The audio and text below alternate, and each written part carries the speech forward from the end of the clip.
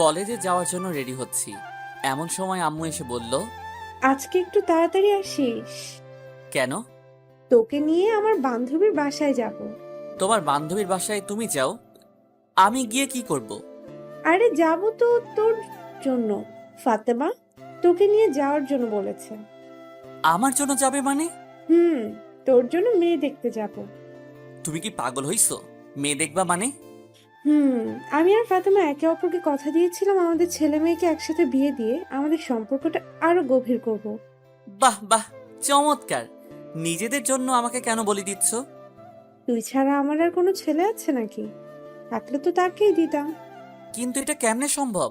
আমি এখনো তোমার কাছ থেকে টাকা নিয়ে পকেট চালাই, বউকে কি খাওয়াবো? তুই যে কি রোজগার করে খাওয়াবি সেটা আমি খুব ভালো করেই জানি। খাওয়ার চিন্তা তোর করা লাগবে না। কিন্তু কিন্তু কি? মেয়ে তোর থেকে 1 বছর বড়। কি বড় মানে? হুম, বড়। এই আম্মু, তোমার মাথা কি খারাপ হয়ে গেছে? এমনিতে আমাকে না জানিয়ে বিয়ে ঠিক করছো, এখন আবার বলো মেয়ে আমার থেকে সিনিয়র। তো সমস্যা কি? সমস্যা কি মানে? আরে, ছেলেরা সব সময় তাদের থেকে জুনিয়র মেয়ে বিয়ে করে, এটাই সমাজের নিয়ম। কোনো হাদিসে লেখা আছে যে সিনিয়র মেয়ে বিয়ে করা যাবে না? দেখো আম্মু, এটা পসিবল না। আজকে যদি মেয়ে আমার থেকে ছোট হতো তাহলে বিয়ের কথা চিন্তা করতাম। আরে, আমরা তো মনে করছিলাম আমার মেয়ে হবে আর ফাতেমার ছেলে হবে, কিন্তু উল্টো হয়ে গেল। ফাতেমার আগে মেয়ে হয়ে গেল, তারপর তুই জন্ম নিলি। যদি ফাতেমার ছোট কোনো মেয়ে থাকতো তাহলে তার সাথেই তোর বিয়ে দিতাম, কিন্তু এখন তো ফাতেমার একটাই মেয়ে, তাই তোকে তাকেই বিয়ে করতে হবে। এই আম্মু, তুমি মানুষ? নিজের ছেলের সাথে কেউ এমন করে? মেয়েটা অনেক ভালো, দেখতেও মাশাআল্লাহ। তুই একবার তাকিয়ে আর চোখ ফেরাতে পারবি না। অনার্স 3য় বর্ষে পড়ে। কি, তৃতীয় বর্ষ মানে? হুম, 3য় বর্ষে পড়ে। এই আম্মু, তুমি কি মানসিকভাবে অসুস্থ হয়ে গেছো? মেয়েটা আমার থেকে 2 ক্লাস সিনিয়র আর বয়সে 1 বছরের সিনিয়র। এটা কেমনে সম্ভব? লোকজন আমাকে কি বলবে? যার যেটা ইচ্ছা সেটা বলুক। তুই আজকে তাড়াতাড়ি বাসায় আসবি। কিন্তু আম্মু, পুরোটা না শোনার আগে চলে গেল। দূর শালা, মেজাজটাই খারাপ করে দিল। হায় রে বন্ধুরা, আমাকে কি বলবে? বলবে যে আমি একটা বুড়িকে বিয়ে করছি। হায় আল্লাহ, উঠাই নাও আমারে। চলেন, কলেজে যেতে যেতে আপনাদেরকে পরিচয়টা দিয়ে দেই। আমি আনোয়ার হোসাইন, আপাতত স্টুডেন্ট। বাকিটা গল্প পড়তে পড়তে জেনে যাবেন। কলেজে গিয়ে মনমরা হয়ে বসে আছি, এমন সময় আসলো 2 হারামি। কি মামা, স্যাকা খাইলি নাকি? এই হারামির দল, চুপ থাক, এমনিতে টেনশনে আছি। কেন, কি হয়েছে? আম্মু বিয়া ঠিক করছে, বিকেলে মেয়ে দেখতে যাবে। আরে মামা, তোর লাক অনেক ভালো। প্রেম টেম ছাড়া ডাইরেক্ট বিয়ে। টিট দিস দোস্ত। তোর বাল দিমু শালা, মেয়েটা আমার থেকে সিনিয়র। বাহ বাহ, সব কিছুতেই ভালো হচ্ছে। তুই তো সিনিয়র মেয়ের বেশি পছন্দ করিস, তোর জন্য ভালো হবে। আরে হারামখোর, সিনিয়র পছন্দ করি ঠিক আছে, তার মানে এই নয় যে সিনিয়র কাউকে বিয়ে করব। হালারপুর জান্নাতাপুর পিছনে পিছনে ঘুরতি, যে ভুলে গেলে উনি সিনিয়র না? ধুর, জান্নাতের সাথে অন্য কাউকে মিলাবি না। জান্নাত হলে তো কথাই ছিল না। কেন, জান্নাতের মধ্যে কি আছে? চুপ কর শালা, এখন একটা বুদ্ধি দে, কি করে বিয়েটা বন্ধ করা যায়। মেয়েটা কেমন? দেখিনি এখনো। আগে দেখে আয়, মেয়েটা দেখ। তোর পছন্দ হলে করিস, না হলে করিস না। কিন্তু আম্মু তো ওর সাথেই বিয়ে দিবে। আরে তুই আগে দেখে আয়, সুন্দর হলে আমাকে বলিস, আমি নিজেই করব। আমারও অনেক ইচ্ছা সিনিয়র কাউকে আদর করা। এই তুই মানুষ? শালা আমি আছি আমার টেনশনে, আর তুই মজা নিচ্ছিস। মজা না, সত্যি, আগে দেখে আয়, বাকিটা পরে দেখা যাবে। আচ্ছা ঠিক আছে, দেখি কি করা যায়। এরপর 3জনে মিলে একসাথে ক্লাসে চলে গেলাম। আমি 2টা ক্লাস করে বাসায় আসলাম, দেখি আম্মু কার সাথে হেসে হেসে কথা বলছে। আমাকে দেখে বলল, ওই, তাড়াতাড়ি কর, তোর হবু শাশুড়ি কল দিয়েছে। বুঝতে আর দেরি হলো না আম্মু কার সাথে কথা বলছে। এদিকে রাগে আমার পুরো শরীরটা চলে যাচ্ছে। যাই হোক, খাওয়া দাওয়া করে রেডি হয়ে একটা সিএনজি করে ফাতেমা আন্টিদের বাসার উদ্দেশ্যে রওনা দিলাম। 1 ঘন্টা পর একটা বাসার সামনে গিয়ে গাড়ি থামলো। আমি আর আম্মু ভিতরে গেলাম। আম্মুকে দেখে একটা মহিলা এসে জড়িয়ে ধরে মরা কান্না কাঁদতে শুরু করলো। এদিকে রাগে আমার গা জ্বলে যাচ্ছে। মহিলাদের এত আবেগ কোথা থেকে আসে কে জানে। এই দেখলাম ভালো, এখন দেখে আবার কান্না করছে। আমাকে তো শালা বোমা মারলেও কান্না আসবে না। যাই হোক, একটু পর ফাতেমা আন্টি আমার দিকে তাকালো। আম্মু ইশারায় আমাকে সালাম দিতে বলল। আমি সালাম দিলাম। আমার কাছে এসে বলল, এ আন্তানুর, এটা তোর ছেলে নাকি? তোর হবু জামাই। আল্লাহ কত বড় হয়ে গেছে জানো বাবা, তোমাকে সেই ছোটবেলায় দেখেছি, কত হিসু করেছো আমার কোলে, তার কোনো হিসাব নাই। যাহ, কথা বলছি এখানে আর উনি চলে গেলেন। কোথায় হিসু করছি, কোথায় হাগু করছি? হায়রে আল্লাহ, উঠায় নাও আমারে। যাই হোক, আমি সোফায় রুমে গিয়ে বসলাম। আম্মু আর ফাতেমা আন্টি কথা বলতে বলতে উপরে চলে গেল। একটু পর আম্মু নিচে আসলো, এসে আমাকে বলল, এই, মুখ এমন করে রাখছিস কেন? একটু হাসি খুশি থাক। হায়রে আম্মু, বুঝলাম না। তুমি, আমার কান্না আসছে। প্রায় ৪৫ মিনিট বসে আছি, মহারানীর আসার কোনো খবর নাই। অবশেষে আসলো। মহারানীকে দেখে আমি তো পুরো টাসকে খেয়ে গেলাম। আরে এটা তো জান্নাত আপু, যার পিছনে পিছনে আমি এতদিন ঘোরাঘুরি করেছি। তার মানে জান্নাতি ফাতেমা আন্টির মেয়ে। আহ, জান্নাত আমার বউ হবে, এ যেন মেঘনা চাইতে বৃষ্টি পাওয়ার মতো। যাই হোক, জান্নাত একটা শাড়ি পরে এসেছে দেখে আমি হাঁ করে ওর দিকে তাকিয়ে রইলাম। আমার এমন হাঁ করে তাকিয়ে থাকা দেখে আম্মু আমাকে একটা টোকা দিল। তারপর বাস্তবে ফিরে আসলাম। জান্নাত এসে আমাকে চা দিল। আমার মনের ভিতর তো তখন লাড্ডু ফুটেছে। বিদ্যা বালানের গানটা মনের ভিতর বাজতেছে, উলালা উলালা তুহি মেরি ফ্যান্টাসি। জান্নাত এসে আম্মুকে সালাম দিয়ে ভিতরে চলে গেল। আমিও সোফায় বসে রইলাম।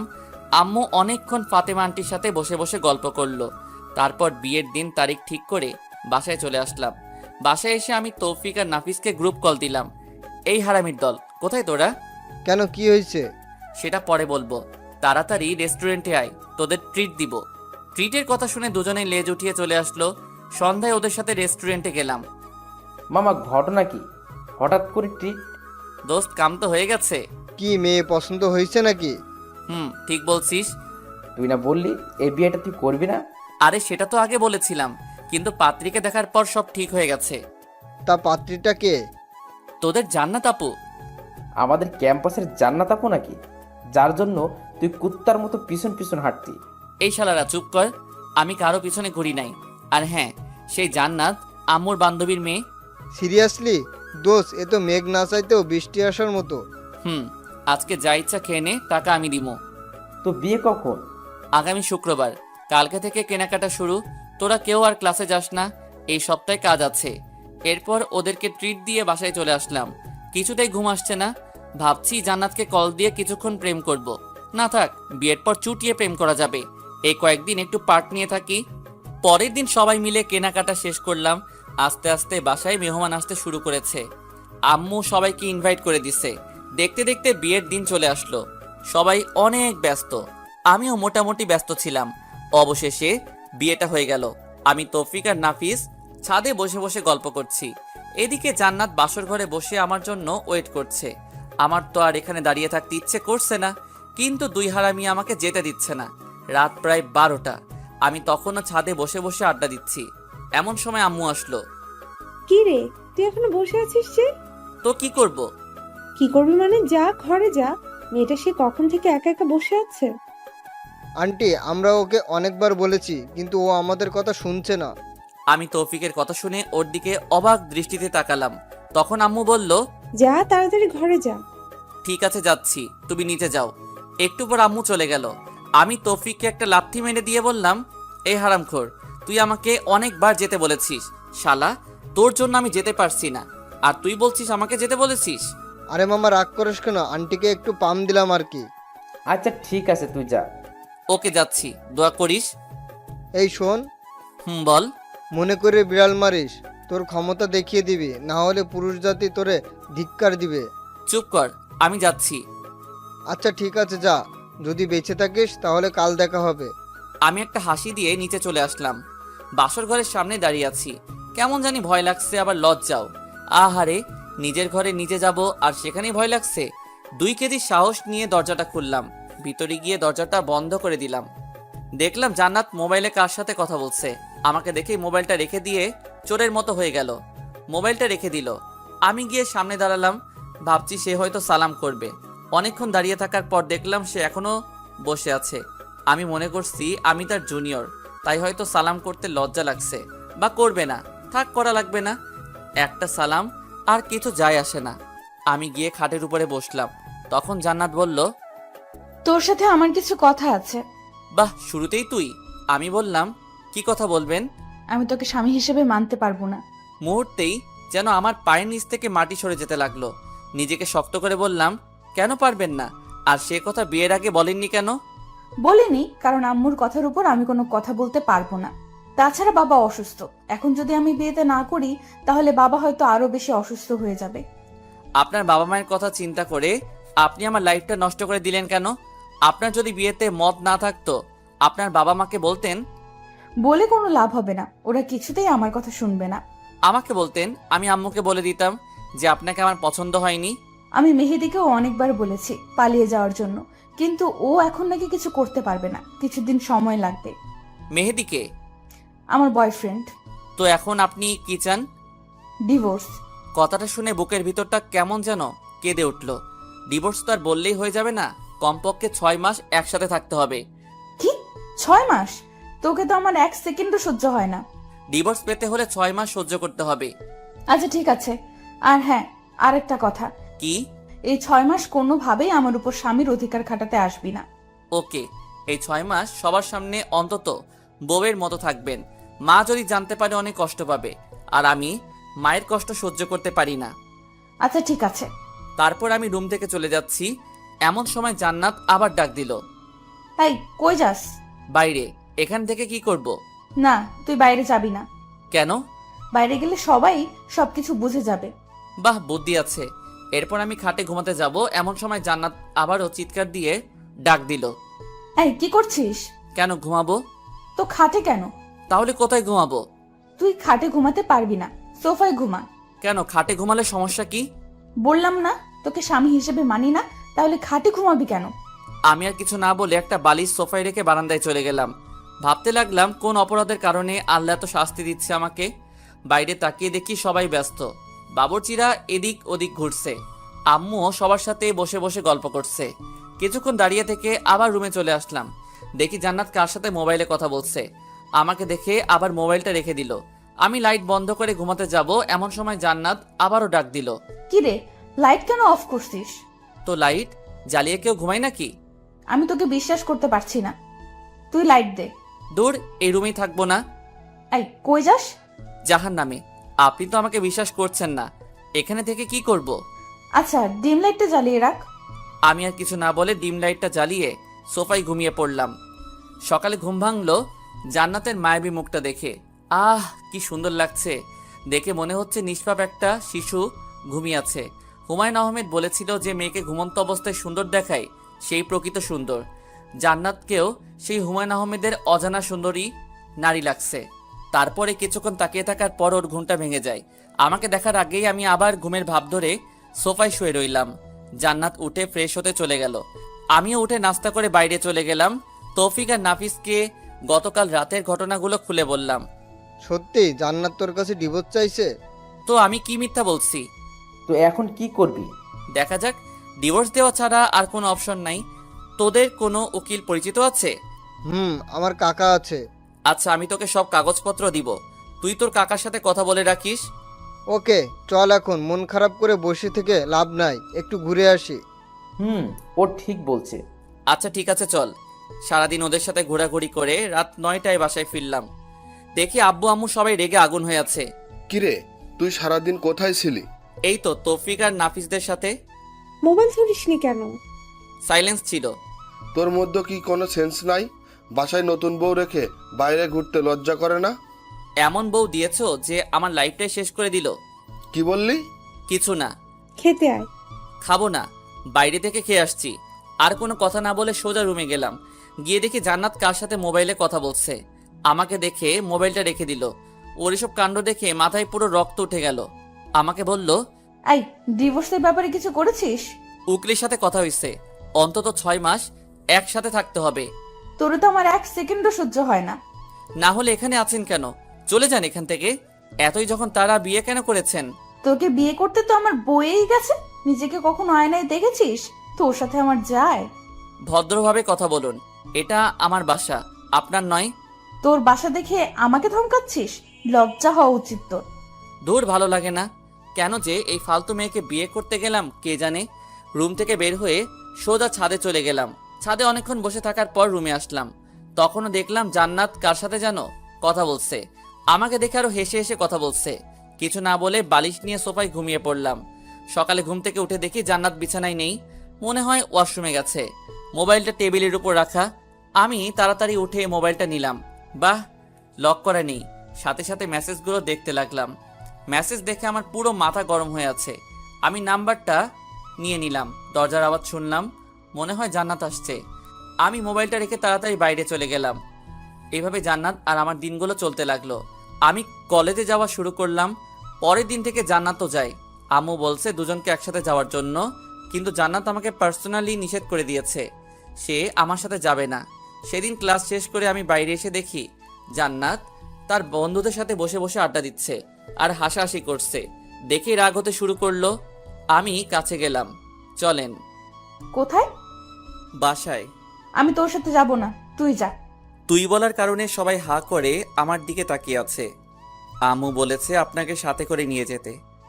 ওই কুত্তা, তোরে না বলছি আমার উপর স্বামীর অধিকার খাটাতে আসবি না? যা তুই, তোর মাকে নিয়ে থাক। মাকে নিয়ে কোনো বাজে কথা বলবেন না। বললে কি করবি? আপনি বাসায় চলুন। এই কথা বলে আমি ওর হাতটা ধরে টানতে চাইছি, এমন সময় ঠাস আমার গালে একটা চড় বসিয়ে দিল। তোর সাহস কি করে হয় আমার হাত ধরার? বেহায়া কোথাকার। এই কথা বলে জান্নাত উঠে চলে গেল।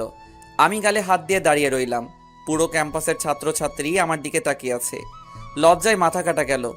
আমি আর দাঁড়িয়ে না থেকে একটা পার্কের পাশে এসে বসে রইলাম। এমন সময় জান্নাতের মোবাইল থেকে নেওয়া নাম্বারটার কথা মনে হলো। চিন্তা করলাম কল দিব, কিন্তু না, দিলাম না। নাম্বারটা সেভ করে নিলাম। ইমোতে কানেক্ট হওয়ার পর প্রোফাইলের ছবিটা দেখলাম। একটু সুন্দর হ্যান্ডসাম ছেলে বাইকের উপর বসে আছে। মনে হয় এই ছেলের সাথে জান্নাতের রিলেশন চলছে। ছেলেটাকে দেখে কেমন যেন মনে হলো প্লে বয়। আমি ছবিটা নিয়ে আমাদের বন্ধুদের গ্রুপে দিলাম আর বললাম এই ছেলেকে দেখার সাথে সাথেই আমাকে কল দিতে। তারপর ওখানে আরো কিছুক্ষণ থেকে বাসায় চলে গেলাম। বাসায় যাওয়ার সাথে সাথেই আম্মু এসে ঠাস করে একটা চর বসিয়ে দিল। আমি আবুলের মতো দাঁড়িয়ে রইলাম। মারলে কেন? বেশ করেছি, তোকে আরো মারা উচিত। কেন, কি করেছি আমি? লজ্জা করে না তোর বাসায় বউ রেখে অন্য মেয়ে নিয়ে পার্কে ঘুরতে? মানে কে বলেছে এসব? জান্নাত তোকে আর একটা মেয়েকে একসাথে দেখেনি? তোকে নিষেধ করার কারণে তুই জান্নাতকে সবার সামনে মেরেছিস। শুনেই আমার মাথায় আকাশ ভেঙে পড়ল। আম্মু, আমার কথাটা শোনো। চুপ কর, আমাকে আম্মু বলবি না। আমি কোনো দিন চিন্তাও করিনি তুই এতটা খারাপ হয়ে যাবি। আম্মু, সবকিছু মিথ্যা। আমি জানি, তুই যা আমার চোখের সামনে থেকে, তুই যেন আর না দেখি। দূর, কার মুখ দেখে ঘুম থেকে উঠলাম কে জানে। অপরাধ না করে অপরাধী হয়ে গেলাম। নিজের মাও বিশ্বাস করছে না। ব্যাগটা নিয়ে বাইরে চলে গেলাম। অনেকক্ষণ বসে থাকার পর দেখলাম রাত অনেক বেশি হয়ে গেছে। বাসায় না গিয়ে তৌফিকের বাসায় চলে গেলাম। কিরে, রাতের বেলা তুই এখানে? কেন, সমস্যা হচ্ছে নাকি? হলে বল, চলে যাচ্ছি। আরে পাগল নাকি? কিসের সমস্যা? তোকে তো জোর করেও নিয়ে আসা যায় না, কিন্তু নিজে থেকে আসলি, তাও রাতের বেলায়, তাই জিজ্ঞেস করলাম। আচ্ছা বাদ দে, ভিতরে আয়। ভিতরে যাওয়ার পর ওর আব্বু আম্মুকে সালাম করে ওর রুমে চলে গেলাম। ফ্রেশ হয়ে আসলাম, দেখি আব্বু বারবার কল দিচ্ছে। আমি কেটে দিয়ে সুইচ অফ করে দিলাম। তৌফিকের আম্মু এসে খাওয়ার জন্য ডাকতে লাগলো। দুজনে গিয়ে খেয়ে আসলাম। তৌফিক বলল, এবার বল কাহিনী কি? আমি পুরো ঘটনাটা তৌফিকের সাথে শেয়ার করলাম। তৌফিক বলল, তাহলে এই ব্যাপার? আচ্ছা, তোর কাকার সাথে ডিভোর্সের ব্যাপারে কথা বলেছিস? কিছুদিনের মধ্যেই ডিভোর্স পেপার চলে আসবে। তুই একটু বলিস যেন তাড়াতাড়ি দিয়ে দেয়। আচ্ছা ঠিক আছে।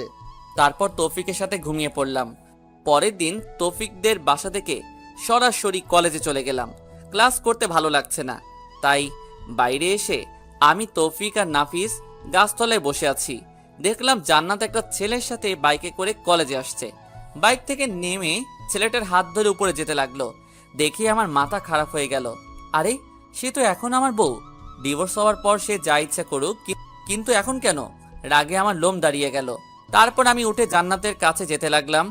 কিরে, কই যাস? তোরা দাঁড়া, আমি আসছি। দাঁড়া, আমরাও আসছি। তারপর তিনজন মিলে জান্নাতের সামনে গেলাম। আপনি এই ছেলেটার হাত ধরেছেন কেন? সেটা কি তোকে বলতে হবে? অবশ্যই, ভুলে যাবেন না আমি আপনার স্বামী। তোকে আমি স্বামী হিসেবে মানি না। তোকে না বলেছি আমার উপর অধিকার খাটাতে আসবি না? আপনি না মানলে কিছু করার নাই। আপনি এখন আমার স্ত্রী, আমাদের এখনো ডিভোর্স হয়নি। সো আপনাকে আমার কথা মতো চলতে হবে। যদি না চলে কি করবি? দেখবেন কি করব। কি করবি তুই দেখা। আমি আস্তে আস্তে জান্নাতের কাছে যেতে লাগলাম, আর সে পিছাতে লাগলো। আমি জান্নাতের সামনে গিয়ে জান্নাতের পাশে থাকা ছেলেটাকে একটা ঘুষি মারি। আমার কর্মকাণ্ড দেখে সবাই হা করে তাকিয়ে আছে। ছেলেটার কলার চেপে ধরলাম। এই হালার পুত, কি নাম তোর? লজ্জা করে না অন্যের বউয়ের সাথে প্রেম করতে? তুই জানিস আমি কে? তুই আমেরিকান প্রেসিডেন্ট হলেও আমার দেখার টাইম নাই। তোকে যদি জান্নাতের সাথে দেখি তোর খবর আছে। দেখ তোর কি হাল করি। সাথে সাথে মোবাইলটা বের করে কাকে যেন কল দিতে চাইছিল। আমি মোবাইলটা নিয়ে আছাড় দিয়ে ভেঙে ফেললাম। তারপর ছেলেটাকে আরও একটা ঘুষি দিলাম। ঠোঁট কেটে রক্ত বের হচ্ছে। তৌফিক আর নাফিজ এসে আমাকে টেনে নিয়ে গেল। জান্নাত আমার রেগে যাওয়া দেখে ভয় কাঁপতে লাগলো। তৌফিক আর নাফিজের সাথে নিচে চলে আসলাম। কলেজের পেছনে গিয়ে অনেকক্ষণ বসে রইলাম। কিছুই ভালো লাগছে না। কলেজ ছুটি হয়ে গেছে। তৌফিক, আমি আর নাফিজ বসে রইলাম। অনেকক্ষণ পর আমরাও উঠে হাঁটা দিলাম। পরে তৌফিক আর নাফিজের কাছ থেকে বিদায় নিয়ে বাসার দিকে রওনা দিলাম। ওরাও ওদের বাসায় চলে গেল। দুপুরবেলা রাস্তায় মানুষজন খুব একটা বেশি নাই, একেবারে নেই বললেই চলে। খেয়াল করে দেখলাম দুইজন ছেলে সিগারেট টানতে টানতে আমার পিছনে আসতে লাগলো। আরেকটু যাওয়ার পর আরো চারজন একটা গলি থেকে বের হয়ে আসলো। দেখতে মাস্তান টাইপের, আমার পিছু পিছু আসতে লাগলো। হঠাৎ করে একটা ছেলে পেছন থেকে আমার ঘাড়ের উপর হাত দিয়ে চাপ দেয়। আমি পেছনে তাকাই। কি সমস্যা? ঘাড়ে কেন হাত দিলেন? আগুন আছে, সিগারেট ধরাবো। না, আমি ওসব খাই না। আইসে আমার লক্ষ্মী ছেলে, ওইসব খায় না। কি ব্যাপার? আপনাদের সমস্যা কি? আমার কোনো কথার উত্তর না দিয়ে একটা ছেলে এসে আমার মুখ চেপে বাকিগুলো এসে আমার উপর ঝাঁপিয়ে পড়ে। একা ওদের সাথে পেরে উঠতে পারছি না। ওরা অনেক বাজেভাবে আমাকে মারে। দুইজনে আমার হাত ধরে রাখে, বাকিগুলো মুখে আর বুকে ঘষাতে লাগে। মুখ দিয়ে রক্ত পড়ছে। আমি দাঁড়িয়ে থাকতে না পেরে শুয়ে গেলাম। দেখলাম জান্নাত আর ওই ছেলেটা বাইক নিয়ে আসলো। ছেলেটা সবাইকে বলল, মরে গেলে নদীতে নিয়ে গিয়ে ফেলে দিস। জান্নাত ওর কথা শুনে হাসছে। তারপর দুজনে বাইক নিয়ে চলে গেল। একটা ছেলে লাঠি দিয়ে মাথায় আঘাত করবে। তারপর আর কিছু মনে নেই। যখন জ্ঞান ফিরল, নিজেকে হাসপাতালে আবিষ্কার করলাম। দেখলাম তৌফিক আর নাফিজ পাশে বসে আছে। এখন কেমন লাগছে? মোটামুটি। আম্মু কই? এতক্ষণ ছিল, আমরা তাকে বাসায় পাঠিয়ে দিচ্ছি। এই 2 দিন এখানে থেকে তিনিও অসুস্থ হয়ে গেছে। তার মানে 2 দিন পর জ্ঞান আসলো। শরীরের প্রত্যেকটা অঙ্গ ব্যথা করছে। অনেক কষ্টে উঠে বসলাম। তারপর ওদের বললাম, জান্নাত আসছিল? একবার আসছিল, ওর বাবা নাকি অসুস্থ, সেখানে চলে গেছে। ও আচ্ছা। তোর এই অবস্থা কি করে হলো? এই, তুই পাগল হয়েছিস? ও ঠিক মতো কথাই বলতে পারছে না, আর তুই ঘটনা জিজ্ঞেস করতেছিস? আচ্ছা, বাসায় চলো, ওখানে বলবো। এখন বাসায় যাওয়া যাবে না, তোর আরো 2 দিন থাকতে হবে। এখানে থাকতে ভালো লাগছে না। আম্মুকে একটা কল দে, আজকে চলে যাব। তারপর আম্মু আসলো। এসে আমাকে ধরে কান্নাকাটি শুরু করে দিল। ডাক্তারের কাছ থেকে অনুমতি নিয়ে বাসায় চলে গেলাম। সেদিন রাতে তৌফিক আর নাফিজের আমার সাথে ছিল। তাদের সব ঘটনা খুলে বলি। তৌফিককে বললাম তাড়াতাড়ি ডিভোর্স পেপারটা যেন রেডি করে। সেদিন 3 জন একসাথে ঘুমিয়ে পড়লাম। পরের দিন দেখি জান্নাত ওর বাবার বাড়ি থেকে চলে আসছে। আমাকে দেখে বলল, কিরে বেঁচে আসিস? আমি তো ভাবছি মারা গেছিস। রাগে আমার রক্ত গরম হয়ে গেল। তৌফিক আর নাফিজ সবকিছু শুনে ফেলেছে। ওদেরকে দেখে জান্নাত চোরের মতো রুম থেকে বের হয়ে গেল। সেদিন থেকে ওর সাথে কথা বলি না, এমনকি নিজের রুমেও যাই না। অসুস্থতার জন্য কলেজে যেতে পারছি না। জান্নাত ঠিকই আছে। কলেজে গিয়ে যে কি করে সেটা আমি খুব ভালো করেই জানি। এভাবে আরো 1 সপ্তাহ কেটে গেল। জান্নাতের ব্যবহার আরো খারাপ হতে লাগলো। একদিন সকালবেলা ঘুরতে বের হইছি, এমন সময় সাইদের কল আসলো। কিরে, কি অবস্থা? এই তো মোটামুটি। তোর কি অবস্থা? আছি আগের মতো। বন্ধু, তুই যে একটা ছেলে ছবি দিয়েছিলি, মনে আছে? কি হয়েছে এখন? ওই ছেলেটা একটা মেয়ের সাথে পার্কে বসে আছে। আরে কি বলিস? কোন পার্ক? ঘড়ির দিকে তাকিয়ে দেখি 11টা বাজে। জান্নাত কি কলেজের নাম দিয়ে ছেলেটার সাথে পার্কে গেছে? কেমন জানি খারাপ লাগছে। বিয়ের পরও এসব করে। আর ছেলেটাই বা কেমন? অথচ মা জান্নাতের কথা শুনে আমাকেই অবিশ্বাস করে। না, এত কিছু ভেবে লাভ নেই। আগে পার্কে যাই, দুজনের একসাথে কয়েকটা ছবি নেই, তারপর আম্মুকে দেখাবো। সহজেই ডিভোর্সটা হয়ে যাবে। তাড়াতাড়ি পার্কে গেলাম। সাইদও সেখানে দাঁড়িয়ে আছে। দুজনে ভিতরে গেলাম। দেখলাম সেই ছেলেটা যে লোক পাঠিয়ে আমাকে মেরেছে জান্নাতকে বাইকে উঠিয়ে ঘোরাফেরা করে। ছেলেটাকে স্পষ্ট দেখা যাচ্ছে, কিন্তু মেয়েটাকে দেখা যাচ্ছে না। আমার কেমন যেন মনে হচ্ছে এই মেয়েটা জান্নাত নয়। উল্টো পথে গিয়ে দেখি আসলে এই মেয়েটা জান্নাত নয়। তার মানে ছেলেটা এইরকম আরো অনেক মেয়ের সাথে প্রেমের অভিনয় করে। শালারে দেখলেই মনে হয় একটা প্লে বয়। কোনো কিছু না ভেবে ভিডিও করা শুরু করলাম। বাহ, কি সুন্দর একজন আরেকজনকে জড়িয়ে ধরে আছে, হাতে হাত রেখে হাসাহাসি করছে। সাইদকে বললাম, তুই ভিডিও করতে থাক, সেটা জান্নাতকে পাঠাই। সাথে সাথে জান্নাত পাঠিয়ে দিলাম। জান্নাত ভিডিওটা দেখে আমাকে কল দেওয়া শুরু করলো। আমি ধরলাম না। তারপর সে আমাকে একটা SMS দিল, জায়গাটা কোথায় সেটা বলার জন্য। আমি পার্কের নাম সেন্ড করে দিলাম। 10 মিনিটের মধ্যে জান্নাত সেখানে এসে হাজির। আমি আর সাইদ লুকিয়ে গেলাম। জান্নাত পাগলের মতো ছেলেটাকে খুঁজতে লাগলো। তারপর ছেলেটাকে দেখে ফেলে। ছেলেটার সামনে গিয়েই ওর শার্টের কলারটা চেপে ধরে ঠাস ঠাস 2টা চর বসিয়ে দেয়। ছেলেটা রাগী দৃষ্টিতে জান্নাতের দিকে তাকায়। জান্নাত বলতে থাকে, ছি, তোর লজ্জা করে না আমার সাথে রিলেশন করে এখন অন্য মেয়ের সাথে টাঙ্কি মারতে? তুমি যা ভাবছো তা নয়, আমার কথাটা একটু শোনো। কি শুনবো তোর কথা? যা দেখার তা তো নিজের চোখেই দেখলাম। জান্নাতের কথা শুনে ছেলেটার পাশে থাকা মেয়েটা রেগে যায়। তারপরও সেও ছেলেটা একটা চট দিয়ে চলে যায়। আমি আর সাইদ বসে বসে হাসতেছি। শালা প্লে বয়, এবার ঠেলা সামলা। মেয়েটা চলে যাওয়ার পর মেহেদি জান্নাতের গালে একটা চর বসিয়ে দেয়। সাথে সাথে আমার মাথা খারাপ হয়ে গেল। ইচ্ছে করছিল ছেলেটাকে মেরে পুঁতে ফেলি, কিন্তু না, জান্নাত তো আমাকে অনেক কষ্ট দিয়েছে। এবার বুঝুক ভালোবাসার মানুষ কষ্ট দিলে কেমন লাগে। বেশি আলকাপিরিত দেখালে এমনটাই হয়। মেহেদি জান্নাতকে বলতে লাগলো, এই তুই আমাকে ফারিয়ার সামনে অপমান করলি কেন? বেশ করেছি। তুই আমার সাথে রিলেশনের থেকে আবার অন্য মেয়ের সাথে কি? কি তোর সাথে রিলেশন? কি করে ভাবলি আমি তোর সাথে প্রেম করতেছি? মানে আমি তোর সাথে কোনো রিলেশন করিনি। যা ছিল সেটা হচ্ছে টাইম পাস। আর তোর মতো মেয়েকে আমি আমার স্ত্রী বানাবো সেটা ভাবলি কি করে? কেন? আমি কি করছি? পারবি না কেন? যে মেয়ে বাসায় স্বামীর সাথে খারাপ ব্যবহার করে বিয়ের পরে অন্য ছেলের সাথে রিলেশন করে তাকে আমার বউ বানাবো, এটা জীবনেও সম্ভব নয়। প্রপোজ করার সময় এটা মনে ছিল না? সব ছিল, তোর সাথে জাস্ট টাইম পাস করছি টাকা নেওয়ার জন্য আর তোর শরীর ভোগ করার জন্য। টাকা তো খেয়েছি, কিন্তু শরীরটা এখনো বাকি আছে। আর আমি বিয়ে করবো ফারিয়াকে, ওর বাবার অনেক টাকা। তোর বাবার কি আছে? জান্নাত সাথে সাথেই ছেলেটাকে আরো একটা চর মারে। তারপর কান্না করতে করতে বলে, তোর মতো বাটপার আমি কখনো দেখিনি। তোর জন্য আমি হুসাইনকে অনেক কষ্ট দিয়েছি। আজ থেকে তোর আর আমার সম্পর্ক এখানেই শেষ। আর কখনো আমার সামনে আসবি না। এই কথাগুলো বললে জান্নাত কাঁদতে কাঁদতে চলে যায়। মেহেদি গালে হাত দিয়ে আবুলের মতো দাঁড়িয়ে থাকে। জান্নাতের কথা ভেবে খারাপ লাগছে। বেচারি সত্যি অনেক ভালোবাসতো মেহেদিকে। আবার অনেক আনন্দ লাগছে যে ফকিন্নি আমার সাথে অনেক বাজে বিহেভ করেছে। এবার ঠেলা বুঝ, আর কিছুদিন পর আমিও তোরে ডিভোর্স দিব। তখন বুঝবি তোর জীবনে এই হুসাইনের গুরুত্ব কি পরিমাণ ছিল। যাই হোক, সাইদকে একটা ধন্যবাদ দিলাম। সে মেহেদিকে না দেখলে হয়তো ছেলেটা জান্নাতের সাথে শারীরিক রিলেশনও করে ফেলতো। আল্লাহ বাঁচাইছে।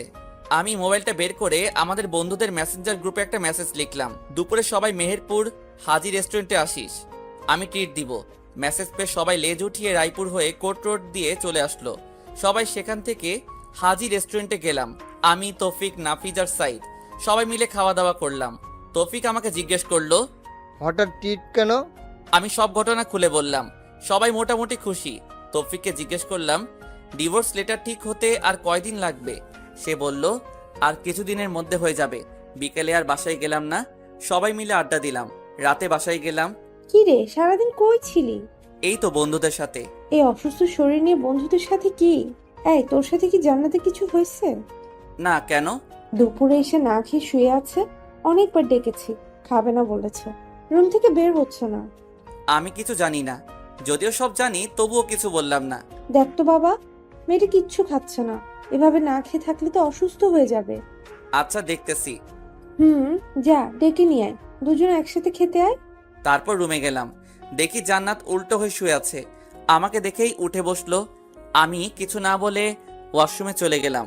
ফ্রেশ হয়ে এসে বললাম, আম্মু খাওয়ার জন্য ডেকেছে, খেতে চলেন। আমি খাবো না, তুমি খেয়ে নাও। আমি তো অবাক হয়ে গেলাম, যে মেয়ে আমাকে তুই ছাড়া কথা বলতো না আর সেই আমাকে তুমি করে ডাকছে। খাবেন না কেন? দুপুরেও তো কিছু খাননি। আম্মু বলল, আপনার মুখে এগুলো কিসের দাগ? কিছু মশা মারতে গিয়ে। খেতে আসেন, সবাই বসে আছে। আর কিছু না বলে খেতে চলে গেলাম। খাওয়া শুরু করে দিলাম, কিন্তু সে আসছে না। কি রে, জান্নাত আসছে না? না, কেন, কিছু হয়েছে? শরীর খারাপ মনে হয়। ও আল্লাহ, কি বলিস? ডাক্তারকে কল দে। আরে ধর, তেমন অবস্থা না, ঘুমালে ঠিক হয়ে যাবে। আমি আর আম্মু খেয়ে নিলাম। চলে যাওয়ার সময় আম্মু বলল, হুসাইন, কিছু বলবে? বলছিলাম কি, তুই খাবারটা রুমে নিয়ে যা, ওর খিদা লাগলে খেয়ে নিবে। প্লিজ বাবা, না করিস না। কি আর করা, ইচ্ছা না থাকা সত্ত্বেও খাবারগুলো রুমে নিয়ে গেলাম। খাবারগুলো টেবিলের উপর রাখলাম। জান্নাতকে বললাম, ভাত নিয়ে আসছি, খেয়ে নিন। খাবো না, খিদে নেই। না খেলে শরীর খারাপ করবে, খেয়ে নিন।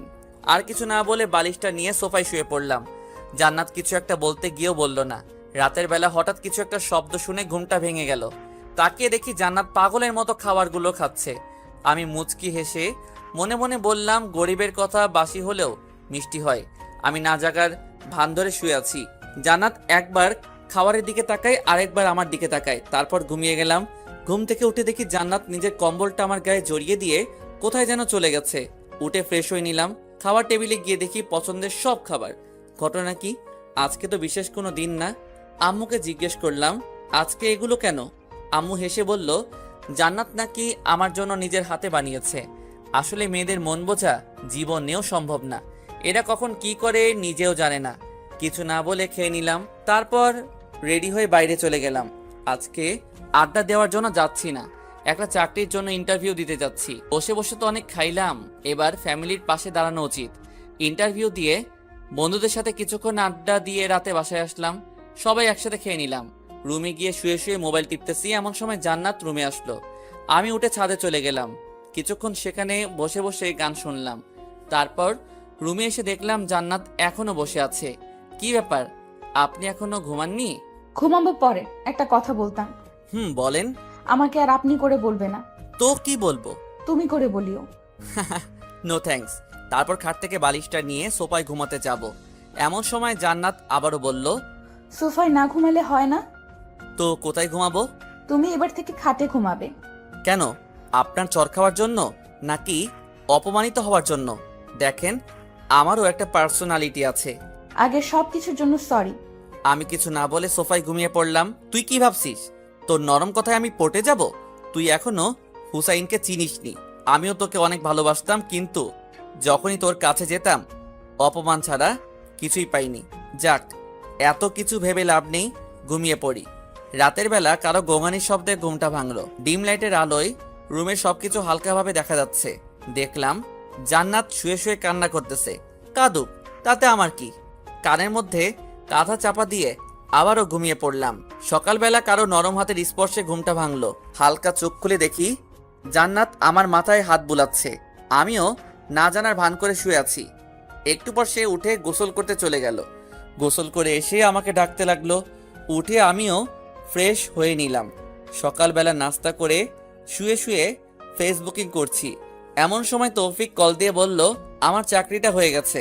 আমিও মহা খুশি। যাক, অবশেষে পরিবারের হাল ধরতে পারবো। আম্মুকে খবরটা দিলাম। আম্মুও অনেক খুশি। জান্নাতকে কিছু বললাম না। সেদিন রাতে তৌফিক আর নাফিজের সাথে আড্ডা দিয়ে রাতে বাসায় আসলাম। জান্নাত আমাকে বলল, কংগ্রেচুলেশন। Thanks, but why? নতুন চাকরি পাওয়ার জন্য। ও আচ্ছা। পরের দিন তাড়াতাড়ি ঘুম থেকে উঠলাম, রেডি হয়ে অফিসে চলে গেলাম। প্রথম দিন ভালোই লাগলো।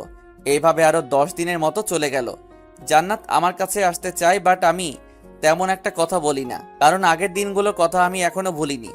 জান্নাতের জন্য আমি এখন প্রায় কলেজে যাই না বললেই চলে। সেদিন সবার সামনে অপমান করার পর থেকে কারোর সামনে যাই না, শুধু পরীক্ষাটা দিয়ে আসি। পরের দিন অফিসে যাচ্ছি, এমন সময় আম্মু এসে বলল, অফিসে যাচ্ছিস? কিছু বলবে? বলছিলাম কি, জান্নাতের আম্মু কল দিছে, সে নাকি অসুস্থ, জান্নাতকে যেতে বলেছে। তো যাক। না মানে, তুই যদি দিয়ে আসতি তাহলে ভালো হতো। আমি কিভাবে দিয়ে আসবো? অফিসে দেরি হয়ে যাবে। হবে না, জান্নাত রেডি আছে। প্লিজ বাবা, না করিস না। কি আর করা, আম্মুর কথা মতো জান্নাতকে নিয়ে বাসা থেকে বের হলাম। একটা সিএনজি নিলাম। জান্নাতের পাশাপাশি বসে আছে, কিন্তু কোনো কথা বলছি না। জান্নাত কি যেন বলবে মুখ দেখে বুঝলাম। তারপর জিজ্ঞেস করলাম, কি বলবেন? তোমার অফিস কখন শেষ হবে? 4টায় কাজের চাপ থাকলে দেরি হতে পারে। ও আচ্ছা, একটা কথা বলতাম। বলেন। তোমার অফিসে মেয়ে কলিগ আছে? আছে, 5 জন আছে। 2 জন আমার পাশেই বসে। ও আচ্ছা। কথা বলতে বলতে জান্নাতদের বাসার সামনে চলে আসলাম। জান্নাতকে নামিয়ে দিয়ে চলে আসতে যাব এমন সময়, বাসায় যাবে না? না, আমার দেরি হয়ে যাচ্ছে। অফিস শেষে আসবে? না, আর কারো অপমান সহ্য করব না। এমনিতেই অনেক অপমানিত হয়েছি। কলেজে যাওয়াও বন্ধ করে দিছি। আপনি বাসায় চলে যান। জান্নাত কিছু একটা বলতে চাইছিল, সেদিকে না তাকিয়ে ড্রাইভারকে বললাম গাড়ি টান দিতে। তারপর সেখান থেকে সোজা অফিসে চলে গেলাম। সারাদিন অফিস করে বিকালে আড্ডা দিয়ে বাসায় গেলাম। কি রে, তুই এখানে কেন? তো কোথায় যাব? তুই জান্নাতের বাসায় যাসনি? আমারে কি পাগলা কুত্তায় কামড়াইছে? খাবার দাও তো, এগুলো ভালো লাগছে না। তোমার কথা রাখতে গিয়ে আজকে আমার জীবনটা তেজপাতা হয়ে গেল। কি? কিছু না, খাবার দাও, আমি ফ্রেশ হয়ে আসছি। আচ্ছা আয়। খাওয়া দাওয়া করে রুমে গিয়ে খাটে শুয়ে পড়লাম। কি শান্তি! আজকে কতদিন পর শান্তিতে ঘুমাবো। এতদিন এই ফকিনির জন্য খাটে ঘুমাতে পারিনি। মনে হচ্ছে 20 বছর খাটে ঘুমাই না। শুয়ে শুয়ে গেম খেলছি, এমন সময় একটা নতুন নাম্বার থেকে কল আসে। হ্যালো, আসসালামু আলাইকুম। কে বলছেন? আমি আরে আমিটাকে। আমি জান্নাত বলছি। ও আচ্ছা, এটা কার নাম্বার? কাজিন একটার। তুমি ঠিকমতো খাইছো? আপনি খাইছেন? হুম। আপনার আম্মু কেমন আছে? জি ভালো। আচ্ছা ঠিক আছে, রাখি, ঘুমাবো। ওকে। কল কেটে দিয়ে ভাবছি হঠাৎ এত কেয়ার নিতেছে কেন। মায়া মানুষের বিশ্বাস নাই, এদের মনে কখন কি চলে এরা নিজেরাই জানে না। যাই করুক, জান্নাত যে আমাকে আস্তে আস্তে ভালোবেসে ফেলেছে সেটা আমি ঠিকই বুঝতে পেরেছি। এভাবে 1 সপ্তাহ চলে গেল। আমিও আরামে ঘুমাই, খাই দাই আর অফিস করি। জান্নাতের সাথে কথা হয় না। যদি সে কল দেয় তাহলে জাস্ট হাই হ্যালো ছাড়া তেমন কোনো কথা হয় না। সেদিন অফিসে কাজ করছি, এমন সময় তৌফিক কল দিল।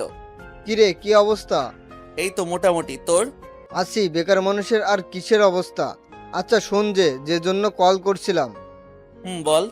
তোর ডিভোর্স পেপার রেডি হয়ে গেছে। আমি বিকেলে নিয়ে আসব, তুই আমাদের আড্ডার জায়গায় চলে আসিস। থ্যাঙ্কস দোস্ত। ধন্যবাদ দিতে হবে না, ট্রিট দিতে হবে। আচ্ছা ঠিক আছে, নাপিসকে বলে দিস। আচ্ছা ঠিক আছে। যাক, অবশেষে পেপারটা রেডি হলো। এটা নিয়ে এতদিন কি যে পেরেছিলাম তা বলে বোঝানো যাবে না। বিকেলে অফিস শেষ করে আড্ডা দেওয়ার ওখানে চলে গেলাম। তৌফিক আর নাফিস বসে আছে, ওদের সাথে অনেকক্ষণ আড্ডা দিলাম। তারপর বাসায় আসলাম, এসে দেখি আম্মু রেগে আছে। কি হইছে, এভাবে তাকিয়ে আছো কেন? তোর মোবাইল কই? আছে তো। যা শালা, মোবাইল তো বন্ধ হয়ে আছে। তোরে কল দিলে কল যায় না কেন? আম্মু চার্জ নেই, শেষ হয়ে গেছে। টিপতে ভালো লাগে, চার্জ দিতে ভালো লাগে না? আচ্ছা বাদ দাও, কেন কল দিছো? জান্নাতকে নিয়ে আসার জন্য। তো ও নিজে আসুক, আমি ওর বডিগার্ড নাকি? এ কেমন কথা? মেয়েটা একা একা আসবে কি করে? যা নিয়ে আয়। নিয়ে আসবো মানে? যা, এখন নিয়ে আয়, না হলে ঘরে জায়গা নেই তোর। কি করা, আবারও জান্নাতের বাসার উদ্দেশ্যে রওনা দিলাম। ওখানে এসে দেখে 8:30 বাজে। কলিং বেল বাজালাম। অনেকক্ষণ পর জান্নাতের আম্মু এসে দরজা খুলে দিল। আসসালামু আলাইকুম, কেমন আছেন? আলহামদুলিল্লাহ ভালো। তুমি কেমন আছো বাবা? জি আমিও ভালো আছি। জান্নাত উপরে আছে, যাও। ইচ্ছা না থাকা সত্ত্বেও যাওয়া লাগলো। গিয়ে দেখি জান্নাত রেডি হয়ে বসে আছে। আমি বললাম, রেডি হয়েছেন? রেডি। আম্মু কল করেছিল। তুমি এত দেরি করলে যে? অফিস থেকে আসতে একটু দেরি হয়ে গেছে। আচ্ছা চলুন। এখন না, খাওয়া দাওয়া করে যাব। বাসায় গিয়ে খাবো। না, এখান থেকে খেয়ে যাব। আম্মু সব রান্না করে বসে আছে। কি আর করা, খাওয়া দাওয়া করে তারপর বাসার উদ্দেশ্যে রওনা দিলাম। সিএনজিতে আর কোনো কথা হয়নি। ভিতরে ভিতরে টেনশনে আছি, আজ থেকে আবার শান্তি মতো ঘুমাতে পারবো না। একটু পর বাসায় চলে আসলাম। এসে দেখি বাসার লাইট সব বন্ধ। দরজা টোকা দেওয়ার আগেই খুলে গেল। পুরো বাসা অন্ধকার। আমি আম্মুকে কয়েকবার ডাকলাম কিন্তু কোনো সারা শব্দ নাই। খুব ভয় পেয়ে গেছি, কোনো অঘটন ঘটলো না তো। জান্নাত ভয়ে আমার হাত চেপে ধরে দাঁড়িয়ে রইল। বুঝলাম ওর হাত কাঁপতেছে।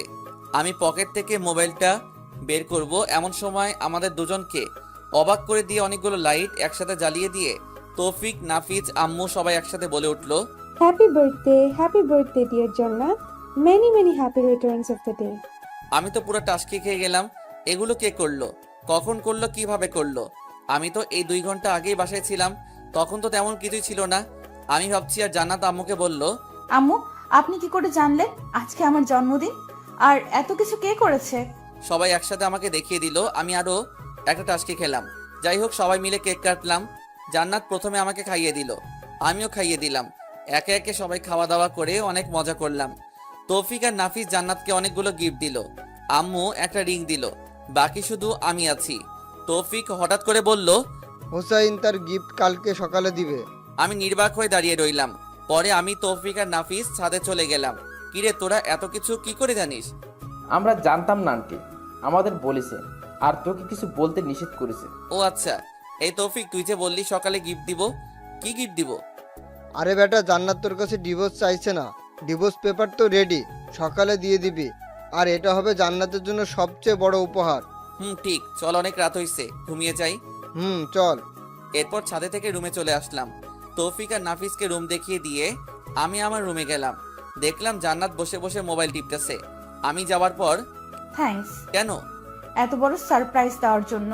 ঘুমিয়ে যান, অনেক রাত হইছে। তারপর বিছানা থেকে বালিশ নিয়ে সোফায় যাচ্ছি, এমন সময় জান্নাত বলল, আমার গিফট? কালকে অফিসে যাওয়ার আগে টেবিলের উপর রেখে যাব। ওকে, একটা কথা বলার ছিল। বলেন। সোফায় না ঘুমালে হয় না? তো কোথায় ঘুমাবো? খাটে ঘুমাও। নো থ্যাঙ্কস, আপনি ঘুমিয়ে যান। আর কোনো কথা না বলে ঘুমিয়ে গেলাম। সকালে উঠে দেখি জান্নাত আমার আগেই উঠে গেছে। আমি ফ্রেশ হয়ে ডাইনিং রুমে গিয়ে দেখি আম্মু রান্না করছে, আর জান্নাত সেগুলো টেবিলের উপর সাজিয়ে দিচ্ছে। তারপর নাস্তা করে রেডি হয়ে ডিভোর্স পেপারটা হাতে নিলাম। অনেক কষ্ট হচ্ছে সাইন করতে। অনেক ভালোবেসে ফেলেছি মেয়েটাকে, কিন্তু কিছু করার নাই। হয়তো সে অন্য কারো কাছে আমার থেকেও বেশি ভালো থাকবে। আমি চাই সে সব সময় ভালো থাকুক। মনকে শক্ত করে সাইনটা করে দিলাম। আরও ছোট্ট একটা চিরকুট লিখলাম, আজকে আপনাকে মুক্ত করে দিলাম। আপনার জন্মদিনে আপনার বেস্ট চাওয়াটাই আমি পূরণ করার চেষ্টা করেছি। আশা করি আপনি সাইনটা করে দিবেন। অনেক বেশি ভালো থাকবেন। আল্লাহ যেন আপনাকে অনেক ভালো রাখে, সেই দোয়াই রইল। চিরকুট আর ডিভোর্স পেপার টেবিলের উপর রেখে চলে গেলাম অফিসে। যাত্রাপথে সাইদের সাথে দেখা। কিছুক্ষণ আড্ডা দিয়ে অফিসে গেলাম। 20 মিনিট দেরি হওয়ায় বস ইচ্ছামতো ঝাড়ি দিল। রাগে মোবাইলটা সাইলেন্ট মোড করে রেখে দিয়ে কাজ করতে শুরু করি। অন্য দিনের তুলনায় আজকে একটু কাজের চাপ বেশি ছিল, কিন্তু কিছু করার নাই। বেশি বাড়াবাড়ি করলে চাকরিটাই চলে যাবে। বিকেলবেলা অফিস থেকে মোবাইলটা বের করে তো মাথায় আকাশ ভেঙে পড়ল। আম্মু 122টা কল দিছে। জান্নাতের আম্মুও অনেকগুলো কল দিছে। তৌফিক আর নাফিস কল ও মেসেজ দেখে মাথা নষ্ট। এত কল, এত মেসেজ, অথচ আমি টেরি পেলাম না। মোবাইলটা হাতে নিয়ে দেখি জান্নাতের আম্মু আবার কল দিছে। হ্যালো। আমি কলটা কেটে দিয়ে আম্মুকে কল দিলাম। আম্মু কল ধরছে না। এরপর তৌফিককে কল দিলাম। হ্যালো দোস্ত, কি অবস্থা? কিরে, তুই কল ধরছিস না কেন? আসলে অফিসে কাজের চাপ বেশি ছিল তাই। এখন কই আছোস? এই তো কোর্ট মোড়। তাড়াতাড়ি মানারাত হাসপাতালে আয়। কেন, কি হইছে? জান্নাত সুইসাইড করতে চাইছিল, পরে আমরা সবাই মিলে হাসপাতালে নিয়ে আসছি। কি সুইসাইড করতে চাইছিল মানে? দাঁড়া, আমি এক্ষুনি আসছি। তাড়াতাড়ি আয়। কল কেটে দিয়ে হাসপাতালের উদ্দেশ্যে রওনা দিলাম। কেমন জানি খুব টেনশন হচ্ছে। জান্নাত হঠাৎ করে সুইসাইড করবে কেন? সেখানে গিয়ে দেখি আম্মু, তৌফিক, নাফিস আর জান্নাতের আম্মু বাইরে বসে আছে। আমাকে দেখে সবাই উঠে দাঁড়ালো। আম্মু এসে ঠাস করে আমার গালে একটা চড় বসিয়ে দিল। আমি আবুলের মতো গালে হাত দিয়ে দাঁড়িয়ে রইলাম। বাবা, তোমার সাথে কি জান্নাতের কিছু হয়েছে? জি না, আমার সাথে তো কিছু হয়নি। তাহলে সে সুইসাইড করতে গেল কেন? আমি মাথা নিচু করে দাঁড়িয়ে আছি। আম্মু এসে বলল, তুই কল ধরিসনি কেন? অফিসে ছিলাম তাই সাইলেন্ট মোড করা ছিল। লাগবে না তোর চাকরি করা, আজ থেকে চাকরি ছেড়ে দিবি। আর তুই আমার সাথে মিথ্যা বলেছিস কেন? কি মিথ্যা? জান্নাত এতদিন তোর সাথে যা যা করেছে সেগুলো আমাকে বলিসনি কেন? তোমাকে এগুলো কে বলেছে?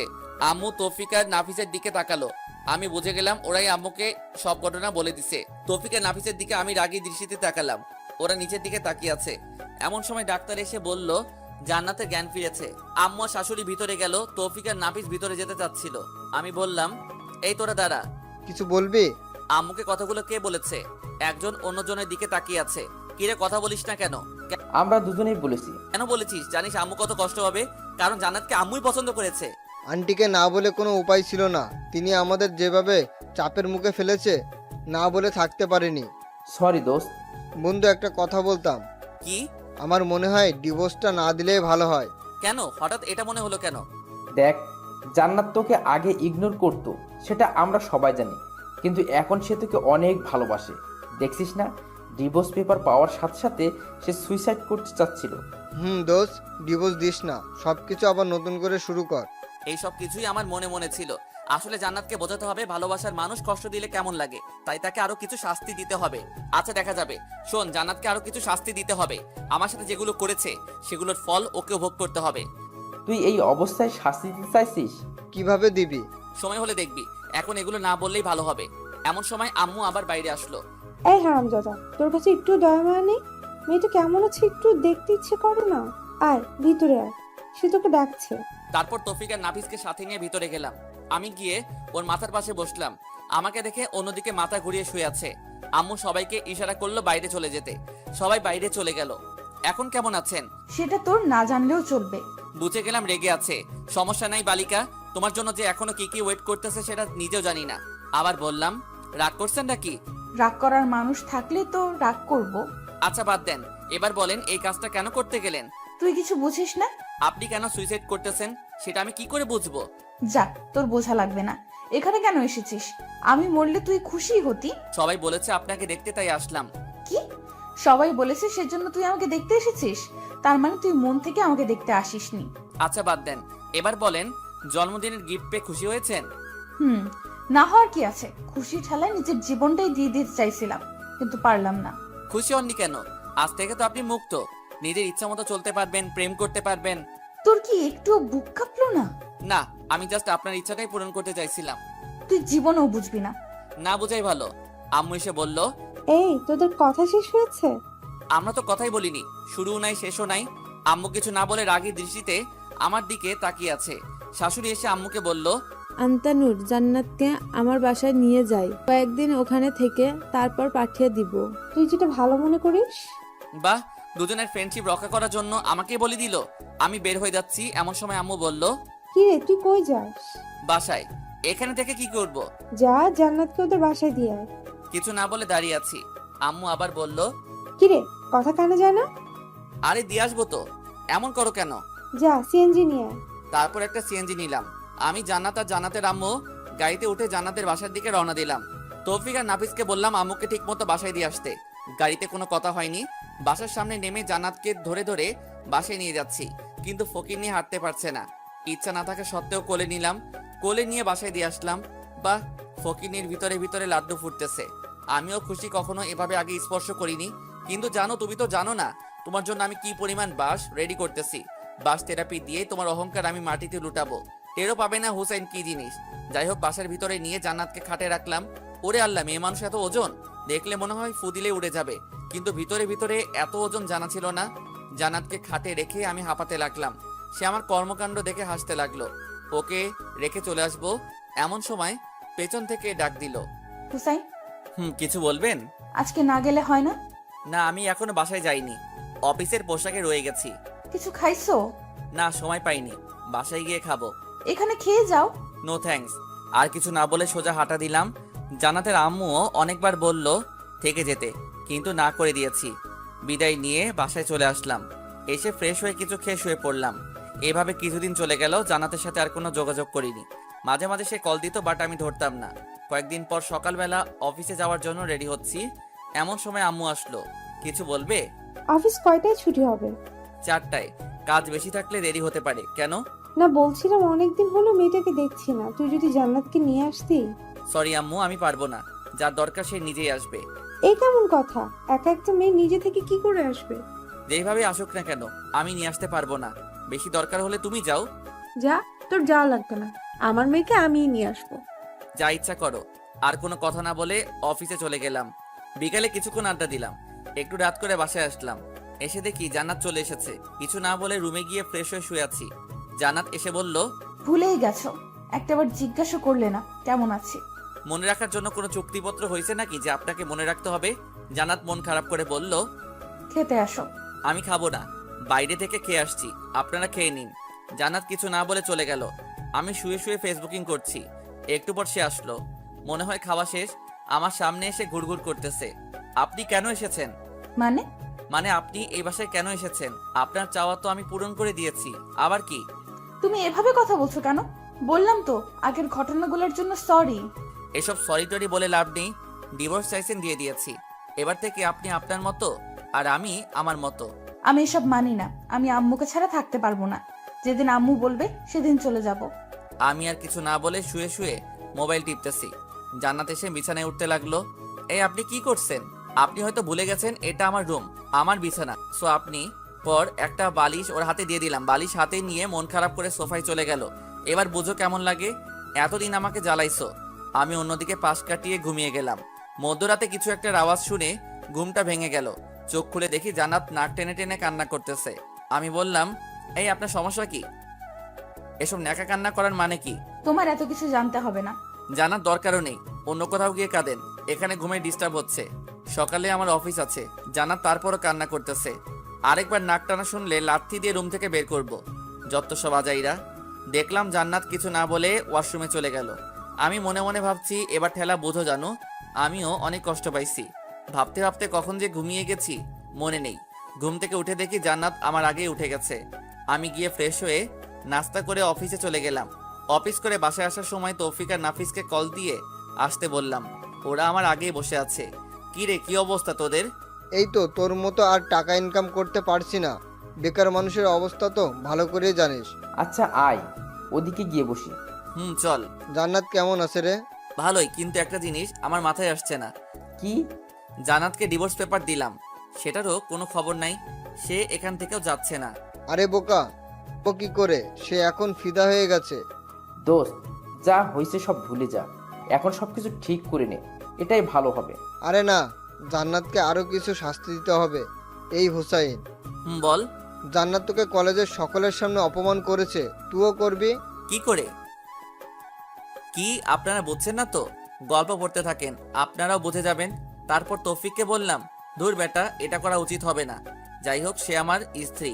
আরে বেটা, সমস্যা নাই, পরে আদর করে দিস, সব ঠিক হয়ে যাবে। হা হা হা। হারামি, তুই আর মানুষ হলি না। তুই চাকরি করবি নাকি কলেজে যাবি? দুটাই। বসকে বলবো ছুটি দিতে, দিয়ে দিবে। তাহলে ঠিক আছে। এরপর আরো কিছুক্ষণ আড্ডা দিয়ে বাসায় চলে গেলাম। ফ্রেশ হয়ে এসে রুমে শুয়ে রইলাম। তৌফিকরে বুদ্ধি মোতাবেক মোবাইলটা সাইলেন্ট মোড করে কানে লাগিয়ে কথা বলতে লাগলাম।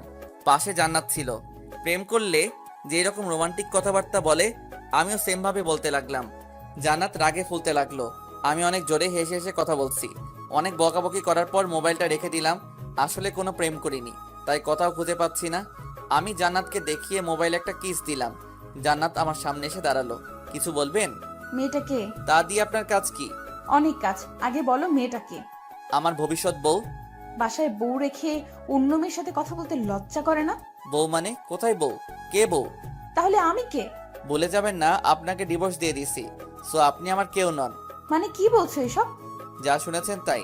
আর হ্যাঁ, আমার কোনো পার্সোনাল ব্যাপারে আপনি নাক গলাতে আসবেন না। আমি আম্মুর সাথে কথা বলে আপনাকে আপনাদের বাসায় পাঠানোর ব্যবস্থা করছি। হুসাইন, প্লিজ এমন করো না। আগের ব্যবহারের জন্য সত্যি আমি অনেক লজ্জিত। সরি বললাম তো। আমি একটা টান দিয়ে হাতটা ছাড়িয়ে নিলাম। রাগ দেখিয়ে ছাদে চলে গেলাম।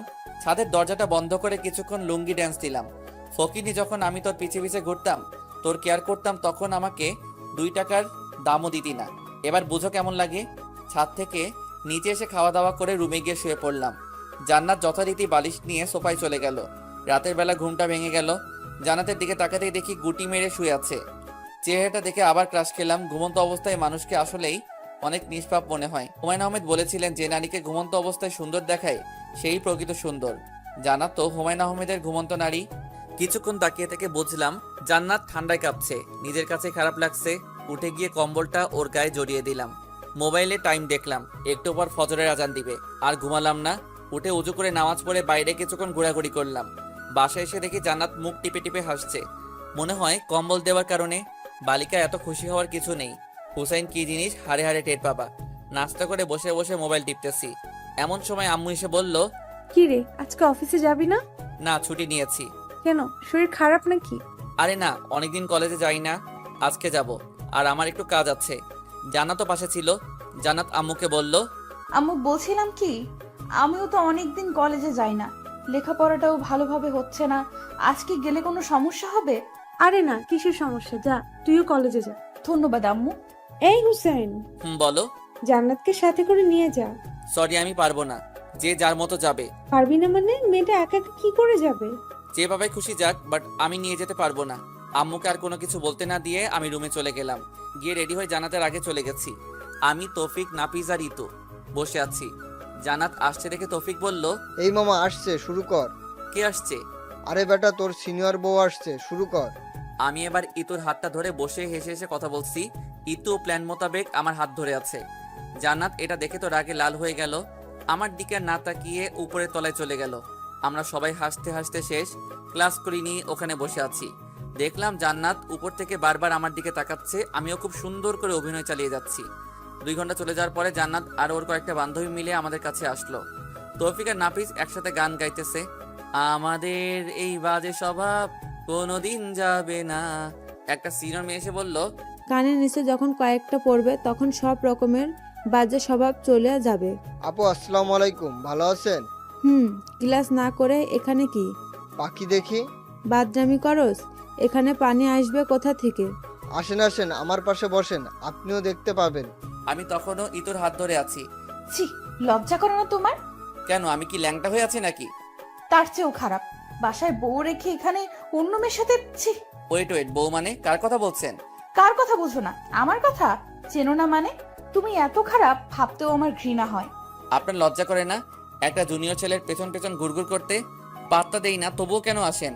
এতক্ষণে পুরো ক্যাম্পাসের সবাই আমাদের দিকে তাকিয়ে আছে। জান্নাত লজ্জায় মাথা নিচু করে ফেললো। দেখলাম ওর চোখের কোণে পানি। জান্নাত কান্না করতে করতে ক্যাম্পাসের বাইরে চলে গেল।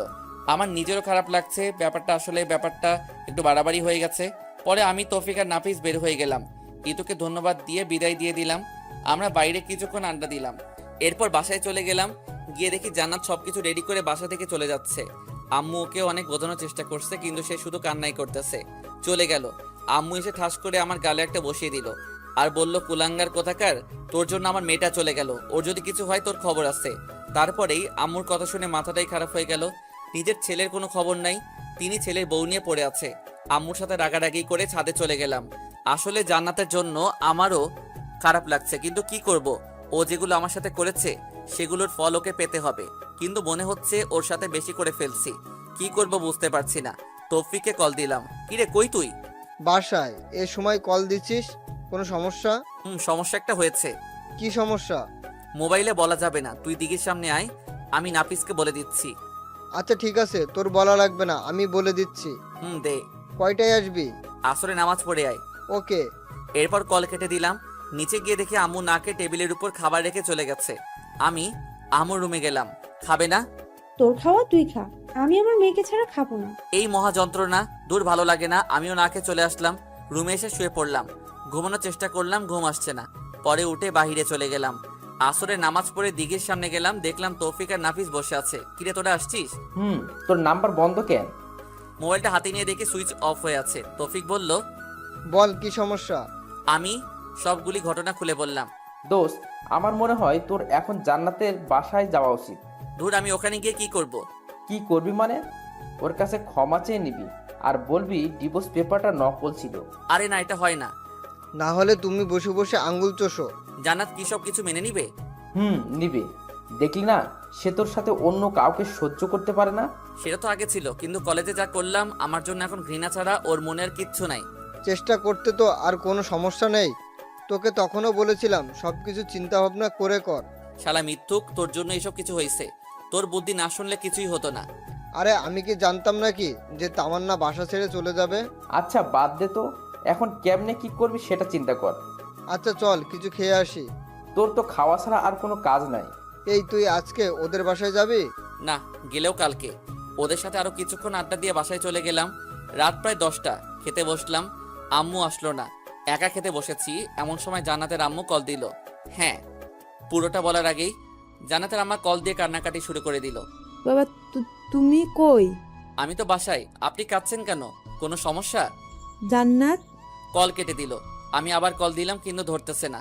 না, আর বসে থাকা যায় না। জান্নাতের কি হয়েছে আল্লাহ জানে। তৌফিক আর নাফিসকে কল দিয়ে বের হতে বললাম। বাসা থেকে বের হয়ে একটা সিএনজি নিলাম। মাঝপথে তৌফিক আর নাফিসকে তুলে নিলাম। কিরে এত রাতে আবার কি হলো? জান্নাতের আম্মা কল দিয়ে কান্না করতে লাগলো। কেন, কি হয়েছে? আমি নিজেও জানি না। পুরোটা শোনার আগে কল কেটে দিল। তারপর আমি কল দিলাম, কিন্তু ধরতেছে না। আল্লাহ, কি হয়েছে? কথা বলতে বলতে ওদের বাসার সামনে চলে আসলাম। অনেকবার কলিং বেল বাজালাম, কিন্তু ভিতর থেকে কোনো শব্দ নাই। দরজা ধাক্কা দিলাম, তাও কোনো লাভ হলো না। পরে তৌফিক বলল দরজা ভেঙে ফেলার জন্য। 3 জনে অনেক কষ্ট করে দরজাটা ভাঙলাম। ভিতরে গিয়েই তো আমার মাথা খারাপ হয়ে গেল। জান্নাতের বাম হাতটা কাটা, পিঙ্কি দিয়ে রক্ত বের হচ্ছে। রক্তে পুরো ফ্লোর লাল হয়ে গেছে। অতিরিক্ত রক্তক্ষরণের জন্য জ্ঞান হারিয়ে ফেলছে। ওর এই অবস্থা দেখে আমার শরীর কাঁপতে লাগলো। কিন্তু ওর আম্মু কই গেল? জান্নাতের আম্মুর রুমে গিয়ে দেখি উনি উনার পা উল্টে খাটের সাথে আঘাত খেয়ে পড়ে আছে। মনে হয় তাড়াহুড়ো করতে গিয়ে পা মোচড় খেয়ে পড়ে যায় আর মাথা গিয়ে লাগে খাটের সাথে, যার কারণে উনিও সেন্সলেস হয়ে আছে। কি করব কিছুই বুঝতেছি না। আমার শার্টটা খুলে জান্নাতের হাতে বেঁধে দিলাম যাতে আর রক্ত না বের হয়। পরে ওদের দুজনকে হাসপাতালে নিয়ে গেলাম। ইমার্জেন্সিতে দিয়ে আমি বাইরে অপেক্ষা করছি। নিজের অজান্তে চোখ দিয়ে পানি বের হতে শুরু করলো। আমার জন্যই আজকে এত কিছু হলো। জান্নাতের জ্ঞান ফিরলে মাপ চেয়ে নিব। তৌফিক আর নাফিসকে বললাম বাসায় চলে যেতে, কিন্তু ওরা গেল না। একটু পর ডাক্তার বাইরে আসলো। রোগী আপনার কি হয়? জি, আমার স্ত্রী। দেখুন, ওনার অতিরিক্ত রক্তক্ষরণ হয়েছে, জরুরি রক্তের ব্যবস্থা করুন। জি, আমরা 3 জন আছি। বলুন কি রক্তের গ্রুপ কি? AB positive. আমার এবি পজিটিভ। আমার ও পজিটিভ। আমারও এ পজিটিভ। আচ্ছা আসুন। এরপর রক্ত দিলাম। শাশুড়ি আম্মার জ্ঞান ফিরেছে, উনি ঘুমাচ্ছে। আমি জান্নাতের কেবিনে গিয়ে জান্নাতের পাশে বসলাম। নিশ্চুপ হয়ে ওর চেহারার দিকে তাকিয়ে আছি।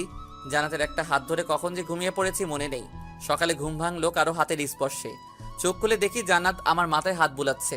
আমার ঘুম ভেঙে যাওয়া দেখে অন্যদিকে মুখটা কালো করে শুয়ে রইল।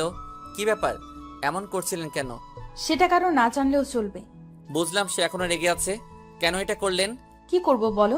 আমি তো তোমাকে অনেক কষ্ট দিছি, অপমান করছি, তোমার সাথে খারাপ ব্যবহার করেছি। তুমি তো আমায় ক্ষমা করবে না। তাই বলে সুইসাইড করবেন? আগেও এই একই কাজটা করেছেন। কেন বাঁচালে? আমি মরলে তোমার কি? ঠাস করে একটা ওর গালে বসিয়ে দিলাম। তুমি আমাকে মেরেছো? মেরেছি, বেশ করেছি। আমার বউকে আমি মেরেছি, তাতে আপনার কি? বউ, তাহলে সেদিন ডিভোর্স লেটার দিলে কেন? ওটা ডিভোর্স লেটার ছিল না, জন্মদিনের একটা কার্ড ছিল। শুধু মিথ্যা চিঠিটা আমি লিখেছিলাম।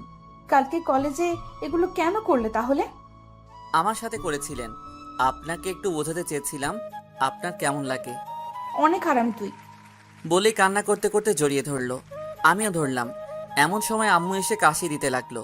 ধুর শালা, আম্মুকে কে খবর দিল? আম্মু জানলে টেনশন করবে, তাই কিছু জানাইনি। আমি ভাবছি ওর সুস্থ হলে তারপর জানাবো। আমি এখানে একটু আসতে পারি? না, এখানে কারো আশা এখন যাবে না। এই ছাড়েন, আম্মু দেখতেছে। দেখলে দেখুক, আমার স্বামীকে আমি জড়িয়ে ধরেছি, তাতে কার কি? তাই বলে আম্মুর সামনে? এই হাদারাম, কিছু শিখ।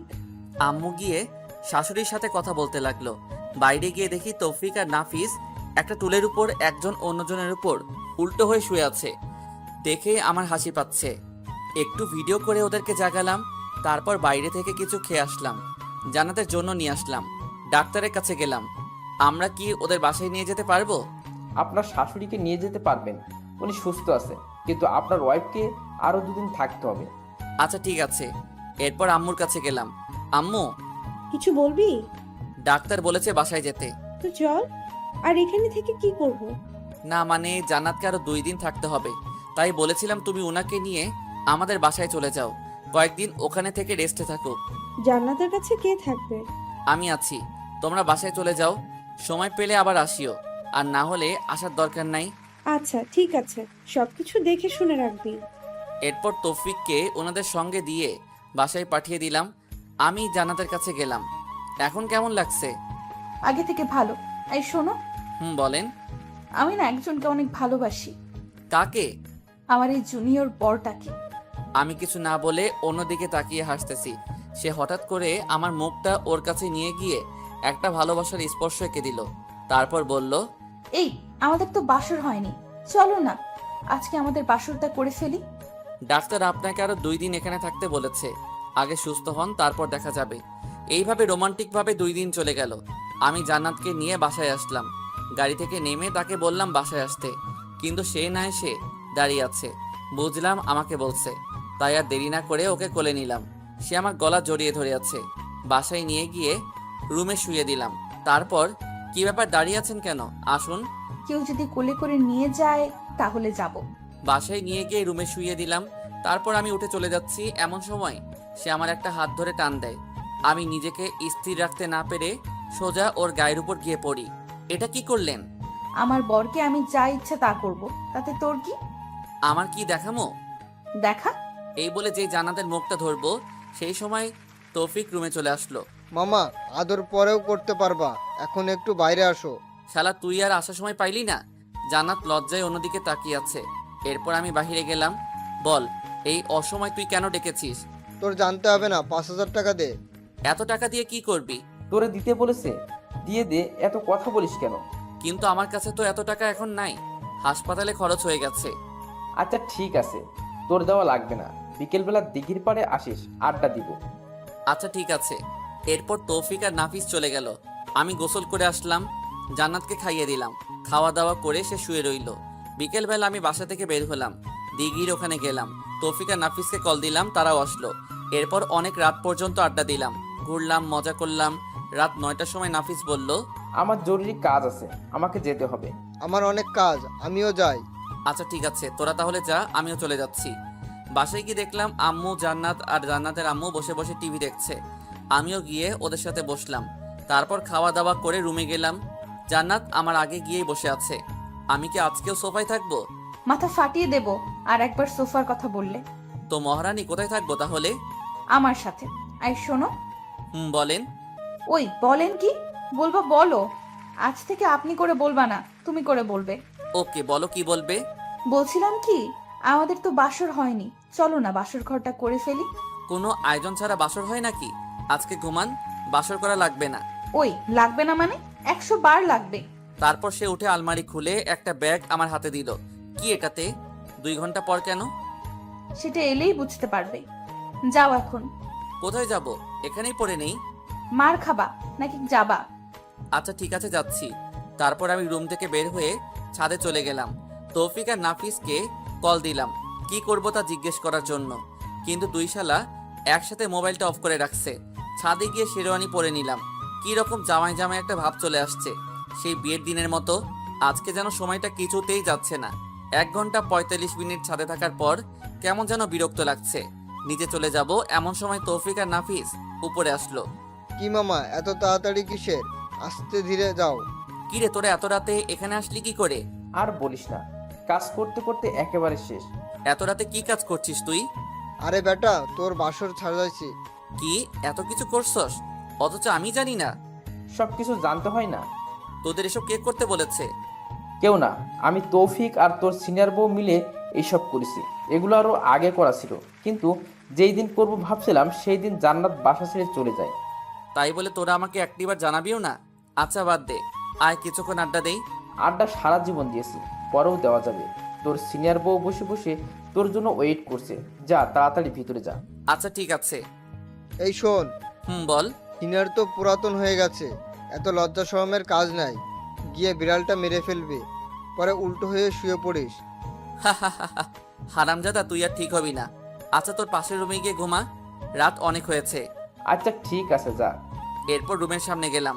কেমন যেন ভয় লাগছে, সাথে লজ্জাও। কিছুক্ষণ আগেও তো জান্নাতের সাথে কথা বলে আসলাম, এখন আবার লজ্জা লাগছে কেন? দূর, যা হবার হবে। আগে একবার ভিতরে যাই। এরপর 1 কেজি সাহস নিয়ে দরজাটা খুললাম। দেখলাম জান্নাত লম্বা একটা ঘোমটা দিয়ে বসে আছে। আমি যাওয়ার পরে উঠে আসলো, এসে আমার পা ছুঁয়ে সালাম করতে যাবে, এমন সময় আমি ওর হাত ধরে ফেললাম। আরে আরে কি করো? কি করছি দেখতেছো না? সালাম করতেছি। আরে জুনিয়রদের সালাম করতে হয় না। কে বলেছে জুনিয়র? 1 বছর ওটা কোনো সমস্যা না। আর স্বামী হিসেবে তুমি সব সময় উপরে থাকবে। ওকে মহারানী, বুঝলাম, কিন্তু আপনাকে আমার পা ধরতে হবে না, কারণ আপনার জায়গা আমার পায়ে নয়, বুকে, বুঝছেন? বুঝলাম। এবার চলেন। কোথায়? ছাদে। এত রাতে ছাদে কেন? চাঁদ দেখবো। চলো ছাদে চলো। ওকে চলো। এভাবে যেতে পারবো না, তো কিভাবে যাবে? আমাকে কোলে করে নিয়ে যেতে হবে। ওরে আল্লাহ, কি বলো এসব? নিয়ে চলো, না হলে সোফায় থাকতে হবে। কি আর করা, হাতিটাকে কোলে নিয়ে ছাদে গেলাম। ওরে কোল থেকে রেখেই আমি হাঁপাতে শুরু করলাম। ওরে আল্লাহ, একটা মানুষ এত ওজন হয় কেমনে? এইটুকুতেই এই অবস্থা? আজ থেকে তো প্রতিদিন ভর বহন করতে হবে। মানে? সব কথার মানে বলতে হয় না, কিছু মানে বুঝে নিতে হয়। চলো একটু হাঁটি। কিছুক্ষণ হাঁটাহাঁটির পর ছাদের কোণায় গিয়ে বসলাম। জান্নাত তো আমার পাশে বসলো। আমি উপরের দিকে তাকিয়ে চুপ হয়ে বসে আছি। ওই কি ভাবছো? আল্লাহ আমাকে পরীক্ষা দিয়েছে, সেটার কি অ্যান্সার দিব সেটা ভাবতেছি। কি পরীক্ষা? আল্লাহ আমাকে 2টা চাঁদ দিয়েছে, একটা উপরে জ্বলতেছে আর একটা আমার পাশে। এখন বলতেছে কোন চাঁদটা আমার জন্য গুরুত্বপূর্ণ। কোনটা? উপরেরটা তো রাতের আকাশে আমার সাথে থাকবে, কিন্তু দিনের বেলায় থাকবে না। কিন্তু পাশেরটা সব সময় থাকবে, কিন্তু কথা হচ্ছে যদি কখনো পাশে থাকা চাঁদটা চলে যায়। তাই ভাবছি কোন চাঁদটা আমার জন্য গুরুত্বপূর্ণ। জান্নাত আমার একটা হাত ধরে কাঁধে মাথা রেখে বলল, এই তোমার হাত ধরে কসম করছি পুরো পৃথিবী ছেড়ে দেব, কিন্তু তোমার হাত কখনো ছাড়বো না। তাই নাকি? তাই। এই শোনো না, বলেন।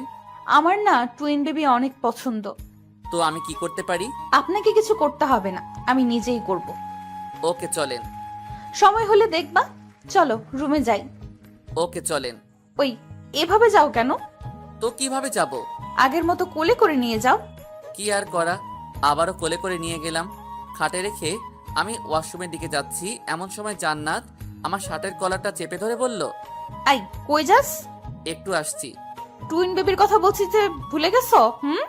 এ কথা বলেই একটা টান দিয়ে খাটে ফেলে দিল। হারিয়ে গেলাম অন্য এক জগতে। আপনারা এখনো বসে আছেন? আর কত, অনেক কিছু তো দেখে ফেলেছেন। এবার নিজেদের টুইন বেবির কথা চিন্তা করে নিজেরাও কার্যক্রম চালিয়ে যান।